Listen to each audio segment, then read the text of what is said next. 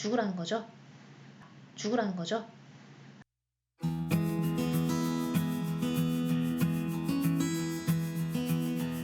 안녕하세요. 입시 읽어주는 여자입니다. 제가 가톨릭 대학교 이제 그만 찍으려고 했는데 그래도 좀 중요한 거를 하나 빼먹어가지고 결국에는 하나 더 찍게 됐어요. 일단 학생부 종합전형 안내, 그러니까 전형 요소별 평가방법 안내가 되게 중요하고 이 부분은 좀 분석적인 부분에 접근이 필요할 것 같아가지고 또 제가 지금 말씀드리는 부분은 가톨릭 대학교에 한정된 게 아니라 지금 인서울에 있는 타 대학들이 다 비슷한 방식으로 하고 있기 때문에 이거 하나 잘 찍어서 다른 대학에 돌려막기를 할 수 있을지 아니면 또 다른 대학은 또 다른 부분을 핀트를 짚어가면서 해야 될지 그때 가서 한번 고민을 해보고 일단은 찍는 걸로 했습니다. 보시면 서류 종합평가 안내 학교생활기록부 자기소개서 추천서 들어가는데요. 추천서는 지금 의예과랑 신학과만 들어간다는 거. 그러니까 나머지 학과는 추천서가 전혀 필요하지 않다라는 거. 전혀 필요하진 않고 지원 자격 확인용으로는 활용한다고 체크가 돼 있네요. 사실 추천서는 2020년 입시에는 어느 정도 잔류 있지만 2022년도부터는 추천서가 폐지되죠.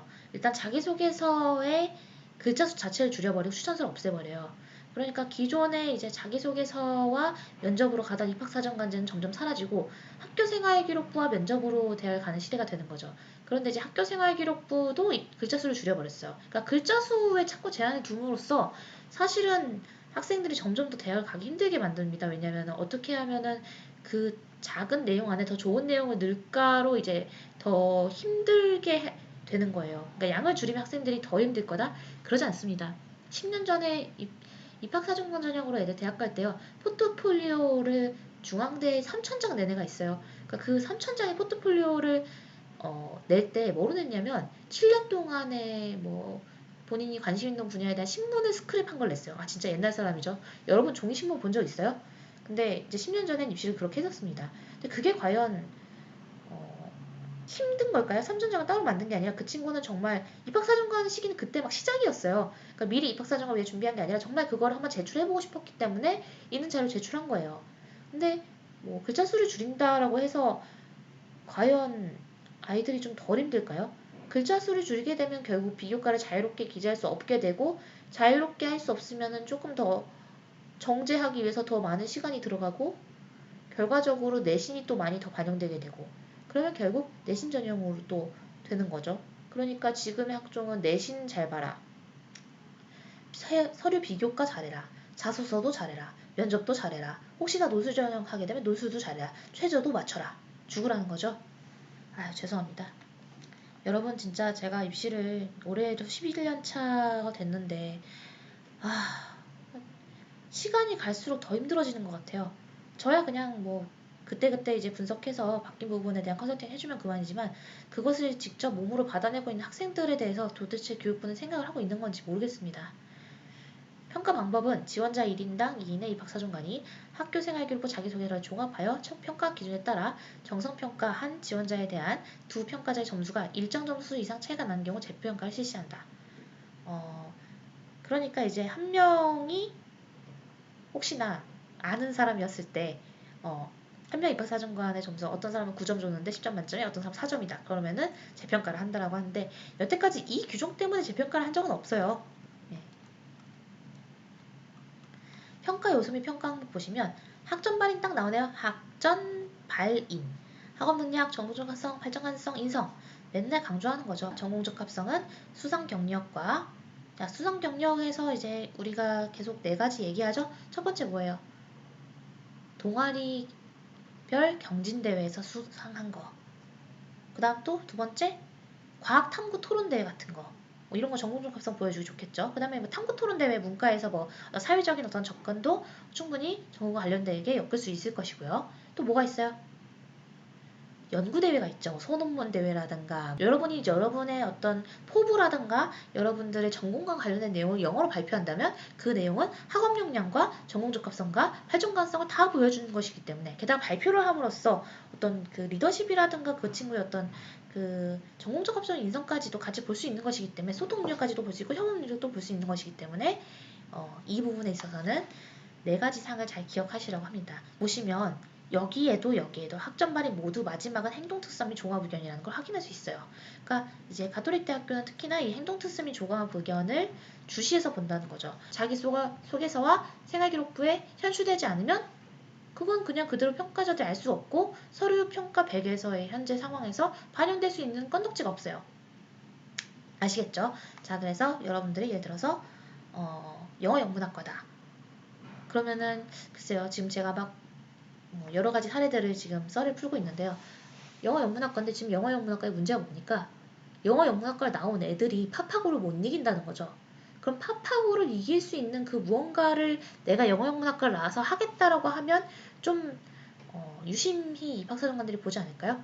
예를 들어서 지금도 파파고는 굉장히 높은 질적 수준을 갖고 있는 건 사실이에요.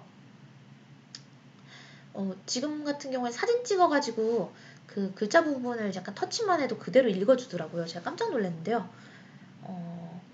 그런데 이제 그런 파파고를 만드는 거 역시 인간 아니겠습니까? 영어 영문학과 나와서 내가 그런 부분을 조금 더 정합도 있고 조금 더 상황에 맞고 조금 더 예의에 맞는 그런 번역기를 만들겠다라고 하면 그것도 역시 창의적 문제 해결력으로 볼 수 있을 거란 생각이 드네요. 자, 여러분들은 어떤 학과를 가고 싶나요? 여러분들 학과의 앞 일에 어떤 것이 걱정되나요? 그럼 그 문제를 어떻게 해결할 수 있을 것 같나요? 그런 부분이 반드시 자기소개서에 나와야 됩니다. 무려 발전 가능성은 전 문항에서 채점된다고 나와 있죠. 여러분, 이게 정말 중요합니다. 그러니까 학업 역량 인성은요, 자동으로 챙겨지는 거예요. 왜냐면 이거 챙기면 이 안에 이게 다 들어있고요. 발전 가능성 안에 인성이 다 들어있고요. 그 다음에 전공적 합성 챙기면 학업 역량은 저절히 따라와요. 그죠? 네. 그래서 이 페이지 하나를 가지고 제가 되게 길게 얘기했는데 정말 중요한 페이지고 제 기본 강의 할 때 항상 얘기하는 거니까 꼭 기억을 해두시길 바랍니다. 잠재성적 우수자 전형, 가톨릭 지도자 추천 전형, 학교장 추천 전형, 특수교육 대상자 전형 지원자 중 1단계 합격자는 면접을 보게 되어 있으며 이들은 3배수로 선발을 합니다. 기억하시죠? 그리고 이 사람들은 지금 의대 아닌 경우에는 추천서 필요 없으니까 학교생활기록부 자기소개서 들어간다는 거. 그리고 10분 내외 개별 면접인데요. 작년에 한 5명 정도 했던 것 같은데 가톨릭 대학교 면접자들 이때 5명 정도 면접 도와줄 때 거의 이제 막판이어가지고 다른 학교 애들 면접 끝나고 가톨릭 대만 따로 준비했던 기억이 나네요. 네, 블라인드 면접 평가라는 거는 이 사람이 어떤 사람인지 알 수 없게끔 그래서 뭐 교복 착용이든 이름이든 뭐 아예 수험 번호조차도 아예 언급을 못하게 되어 있다라는 거 여기 나와 있네요. 자, 이거는 이제 자기소개서 및 학교장 추천서 유사도 검증 처리 절차. 이거는 뭐 제가 되게 중요하게 기본 강의에서 하는 부분이라서 한 번 더 언급을 하겠습니다.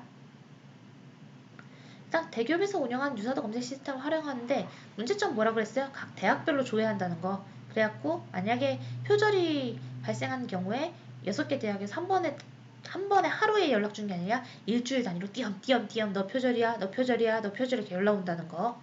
그런 일이 절대 발생하지 않도록 유사도에 유의하시기 바랍니다. 유사도 검색 시스템에서 자기소개서 유사도가 확인된 경우 교내 원칙에 따라 1년의 소명 절차를 걸치며 학생부 종합전 심의위원회 결과를 반영합니다. 많이 까다로워졌죠. 따라서 지원자의 서류 종합 평가에서 감점이나 불합격 등의 불이익을 받지 않도록 유의 바랍니다. 그래서 자기소개서 유사도 검증 범위는요. 최근에 좀 줄어들었어요. 예전엔 09년부터였거든요. 근데 지금은 대학 내에서 최근 3년간의 학생부 종합전형 본교 지원자의 자기소개서로 범위가 좀 바뀌었습니다. 대학 간은 이제 최근 3년간 학생부 종합전형 운영대학의 지원자의 자기소개서가 전부 다 포함이 됩니다. 그래서 이 두 개의 차이를 잘 확인하시기 바라고요. 부모 직업 등 기재금지 위반 처리 절차 안내. 그러니까 사실은요 저기에 왜 그 단어를 안 넣은지 모르겠는데 교수라는 단어를 못 쓴다라고 했어야 돼요. 그렇잖아요. 제일 문제됐던 게 뭐예요? 교수들이 자기 자녀들을 공저자로 넣는 거. 그게 말이 됩니까? 근데 저도 제가 이제 면접 컨설팅 도움 주다 보면 서류는 다른 데서 하거나 부모님이 해서 갖고 온 경우들이 많은데 합격을 한 케이스겠죠. 면접 준비하는 거니까. 그런데 그런 식으로 자소서 대필이 있었거나 아니면은 아예 논문 공저자로 넣었거나 하는 것들을 실제로 많이 봤어요. 정말 그렇게 접근하면 안 됩니다. 이 전형의 룰을 잘 따라주시기 바래요.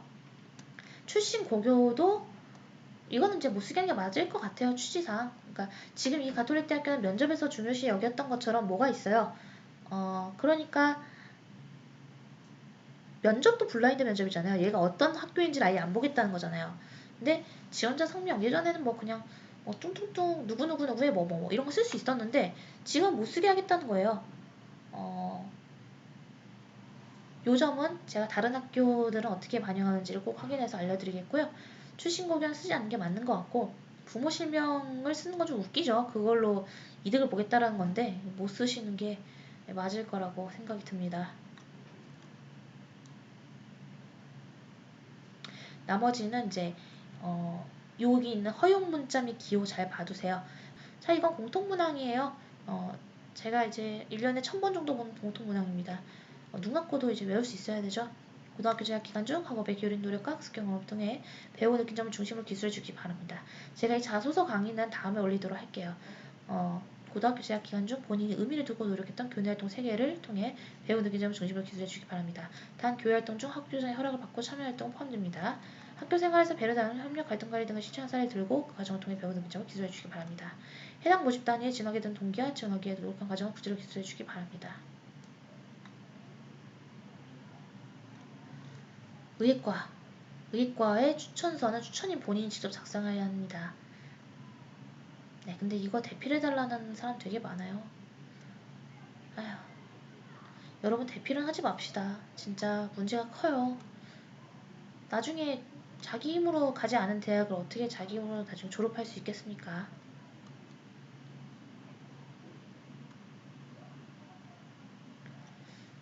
항상 원칙을 지키면서 일을 한다는 게 항상 어려운 일이라고 생각하고 또 원칙을 지키기 위해서 항상 노력을 하고 있습니다. 네, 이거 되게 중요해요.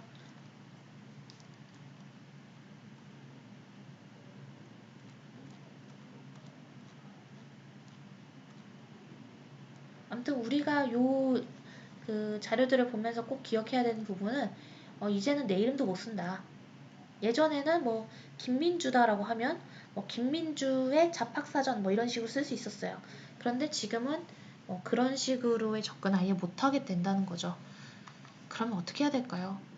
뭐 이것도 쓰지 말고 저것도 쓰지 말고 다 쓰지 말라고 하면 그래도 여러분들이 여기 나와 있는 매뉴얼들을 꼭 잘 읽어보셔서 최대한이 아니라 여기서 지금 뭘 쓰지 마세요로 한 것들은 반드시 쓰지 말아야 됩니다.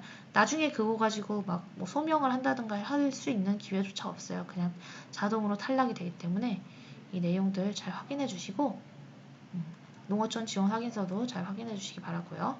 농어촌 전형은 항상 컨설팅이 쉽지 않은 것 같아요. 너무 많은 자료를 요구하고 해서 제가 농어촌 컨설팅을 한 5년 정도 하다가 작년부터는 이제 농어촌이라고 하면 안 받고 있습니다. 오늘도 수고하셨고 이 내용은 지금 기본 강의의 내용이 좀 많이 포섭되어 있으니까 나중에 기본 강의 올라오기 전까지는 저희 직원들한테도 한 번 더 보라고 할게요. 자, 그러면 마무리 멘트를 해야 되는데 벌써 새벽이네요. 일이 참 힘든 것 같아요. 여러분들 열심히 공부하시고 입시는 사실 통계고 또 그 변화하는 매 순간 변화하는 것들을 계속 체크를 해줘야 됩니다.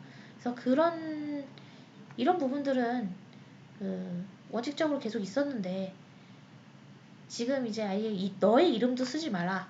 부모 이름은 그 부모가 회사원이라는 것도 쓰지 말라는 거는 글쎄요. 그게 왜 문제가 되죠? 부모가 회사원이면 어떤 이득이 있길래? 근데 회사원 부모님이라는 것을 반드시 써서 뭐 어떤 매일매일 빠르게 출근하신 아버지를 보면서 영향을 받았다던가 하는 게 나쁜 문장이라고 생각하진 않거든요. 근데 일단 법으로 규제를 했으니까 그 법을 꼭 확인하시고 금지사항을 잘 지켜주시기 바래요. 네, 그러면 드디어 가톨릭대학교 졸업이네요. 이제 다음 학교로 넘어가 보도록 하겠습니다. 또 만나요.